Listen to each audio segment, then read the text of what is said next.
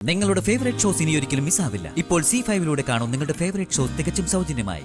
അവരോട് ഇഷ്ടക്കുറവുണ്ടായിട്ടല്ല, അവരുടെ കണ്ടീഷൻ അങ്ങനെ ആയിപ്പോയി. വരുണിന് പ്രിയങ്കയെ ഇഷ്ടമില്ല. പ്രിയങ്കയ്ക്ക് വരുണിനെ അഡ്ജസ്റ്റ് ചെയ്യാൻ ബുദ്ധിമുട്ടുമാണ്. എനിക്ക് അങ്ങനെ തോന്നിയിട്ടില്ല. താൻ കാണുന്ന സ്വപ്നങ്ങൾക്ക് മുഴുവൻ ഞാൻ കൂട്ടില്ലേ?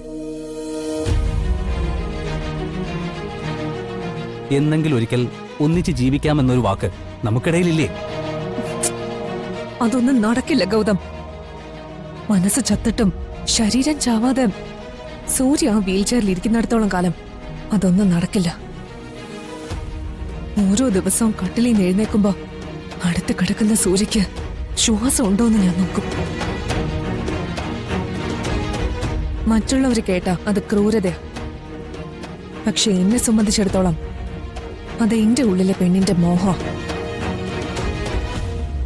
താൻ കുറച്ചുകൂടെ ഒന്ന് ക്ഷമിക്കേ. കൃത്യമായ ഒരു അവസരം വന്ന അയാളെ നമുക്ക് ഇല്ലാതാക്കാം. സൂര്യ ജീവനോടെ ഇല്ലെങ്കിൽ പിന്നെ നമ്മുടെ ബന്ധത്തിന് ആരും തടസ്സം പറയില്ല. ഒരു പക്ഷേ ചിലപ്പോ എല്ലാവരും അതിന് നിർബന്ധിച്ചെന്നും വരും. കണക്ക് കൂട്ടാനൊക്കെ വളരെ എളുപ്പം, നടത്തിയെടുക്കാനാ പ്രയാസം. ഗൗതം, ഞാനൊരു വഴി പറഞ്ഞു തന്നാ അത് നടത്തിയെടുക്കാൻ ഗൗതമിനെ കൊണ്ട് പറ്റുമോ? പറ. ഈ കണിമംഗലത്ത് വെച്ച് സൂര്യ ഒന്നും ചെയ്യാൻ നമുക്ക് പറ്റില്ല. പുറത്തു കൊണ്ടുപോകണം. ആർക്കും സംശയം തോന്നാത്ത രീതിയിൽ വീൽ ചെയറിൽ ഇരിക്കുന്ന ആൾക്ക് എന്തൊക്കെ അപകടങ്ങൾ പറ്റും? അത് കൊള്ളാം. സൂര്യൻ കൊണ്ട് പുറത്തു പോകുന്ന കാര്യം ഞാൻ ഏറ്റു.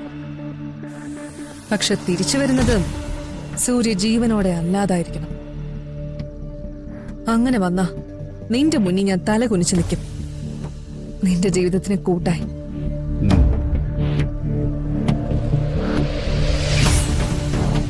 ഞാൻ ഇന്നുവരെ കണ്ടതിൽ ഏറ്റവും വലിയ ലഹരി കൽപ്പനയാണ്. തന്നെ സ്വന്തമാക്കാൻ വേണ്ടി ഞാൻ എന്തും ചെയ്യും. പുറത്തു പോവാനുള്ള ഏർപ്പാട് നോക്കിക്കോ. ഗൗതം, എന്റെ മനസ്സിലൊരു ഐഡിയ ഉണ്ട്.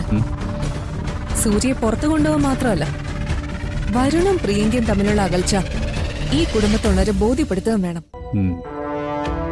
നാളെ ഞാനിത് പ്രാക്ടിക്കലാക്കും. കൽപ്പന ഒരു കാര്യം തീരുമാനിച്ചുറപ്പിച്ച് പറഞ്ഞ അതിന് മാറ്റം വരില്ലെന്ന് എനിക്ക് നന്നായിട്ടറിയാം. തന്റെ പ്ലാൻ എന്താന്ന് വെച്ചാ അത് നടക്കട്ടെ. കണിമംഗലത്തിന് പുറത്തു വെച്ച് സൂര്യയെ എനിക്ക് കിട്ടിയ ആ ഭാരം പിന്നെ ഉണ്ടാവില്ല. വാ.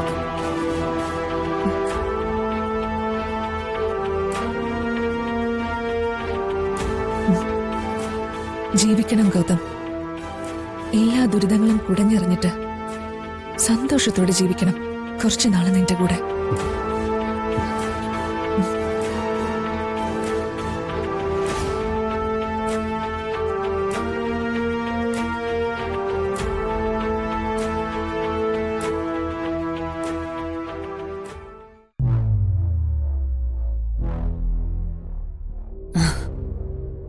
കൽപ്പനയ്ക്ക് എന്തോ ഒരു കാര്യം പറയാനുണ്ടെന്ന്. കൽപ്പനയ്ക്ക് ഒരു കാര്യം പറയാൻ തന്റെ ശുപാർശ ആവശ്യമുണ്ടോ? അതുകൊണ്ടല്ല അച്ഛാ, ഞാനിവിടെ ഒരു കാര്യം പറഞ്ഞ അത് നല്ല അർത്ഥത്തിൽ ആരും കേൾക്കാറില്ല. അതുകൊണ്ടാ.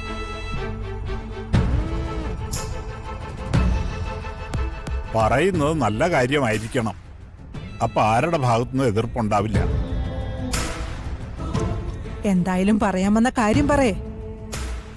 വേറൊന്നുമല്ല, കൊറേ നാളായില്ലേ നമ്മളെല്ലാരും കൂടെ ഒന്ന് പുറത്തു പോയിട്ട്. 1-2 ദിവസം ഏതെങ്കിലും കൊള്ളാവുന്നൊരു സ്ഥലത്ത് പോയാൽ എന്താന്ന് ആലോചിക്കായിരുന്നു. സൂര്യക്ക് അതൊരു ചേഞ്ചും ആയിരിക്കും. എപ്പോഴും വീട്ടിൽ തന്നെ ഇരിക്കുകയല്ലേ.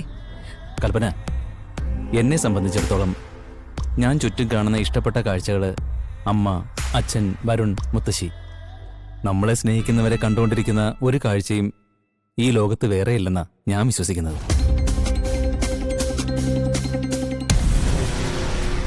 ഇതാണ് ഞാൻ പറഞ്ഞത്, ഞാനൊന്നും പറയുന്നില്ല. ഈ വീൽ ചെയറിലെ ഇരിപ്പും ഈ വീടിനകത്തെ സഞ്ചാരമൊക്കെ സൂര്യക്ക് ഇഷ്ടമായിരിക്കും. പക്ഷെ ഞാനും ഇതിനകത്തുണ്ട്. അതെ, അത് കൽപ്പനമോള് പറഞ്ഞത് കാര്യ. അവൾക്കും ഉണ്ടാവില്ലേ പുറത്തു പോകാൻ ആഗ്രഹം? സൂര്യൻ കൊണ്ട് പുറത്തു പോകണമെന്ന് പറഞ്ഞാൽ എന്താ തെറ്റ്? ഞങ്ങള് തനിച്ചു പോകുന്നില്ല, എല്ലാരും കൂടി ഒരു ട്രിപ്പ്. അതാ ഞാൻ ആഗ്രഹിക്കുന്നത്. അത് കൽപ്പനയുടെ വലിയ മനസ്സ്. ഞങ്ങളെ എല്ലാവരെയും കൂട്ടി ഒരു യാത്ര പോകണമെന്ന് ആഗ്രഹിക്കുന്നത് നല്ല കാര്യമല്ലേ?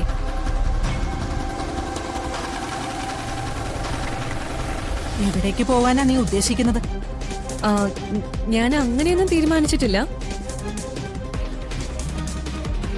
അച്ഛനും അമ്മയും മുത്തശ്ശിയും കൂടി ഒരു സ്ഥലം തീരുമാനിച്ചിട്ട് നമുക്ക് അങ്ങോട്ട് പോവാം.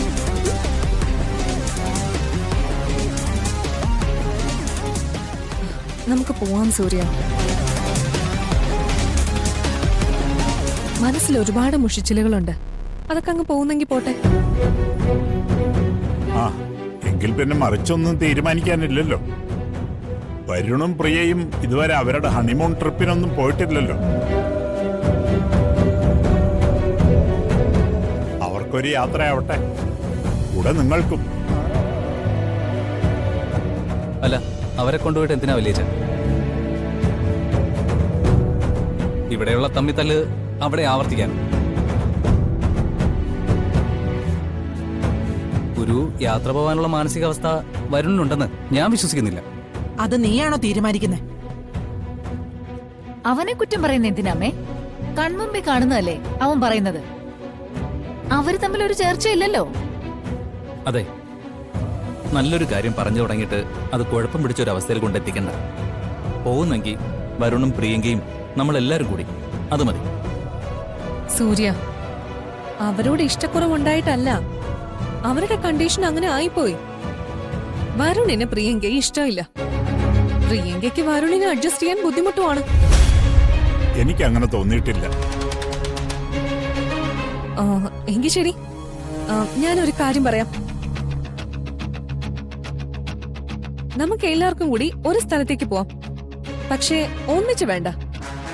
വരുണിനെയും പ്രിയങ്കയും അവരുടെ ഹണിമൂൺ ട്രിപ്പാന്ന് പറഞ്ഞു വിട്ടിട്ട് നമുക്ക് അവരുടെ പുറകെ പോവാം. നിങ്ങൾ എല്ലാവരും പറയുന്ന പോലെ വരുണും പ്രിയങ്കയും അവിടെ മനസ്സറിഞ്ഞ് സന്തോഷിക്കുന്ന കണ്ട ആ നിമിഷം ഞാൻ ഈ പറയുന്ന നിർത്താം. അവരുടെ ജീവിതത്തിനെ കുറിച്ച് പിന്നെ ഞാൻ ഒരഭിപ്രായം ഇവിടെ പറയില്ല.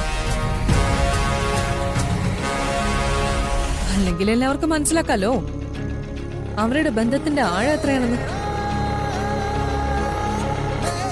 എങ്കിൽ ശരി, അത് അങ്ങനെ തന്നെ ആയിക്കോട്ടെ.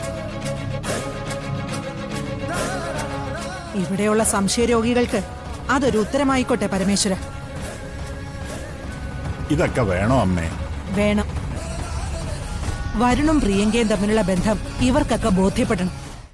ഡൗൺലോഡ് ചെയ്യൂ C5 ആപ്പ്. കാണൂ എല്ലാ എപ്പിസോഡുകളും സൗജന്യമായി.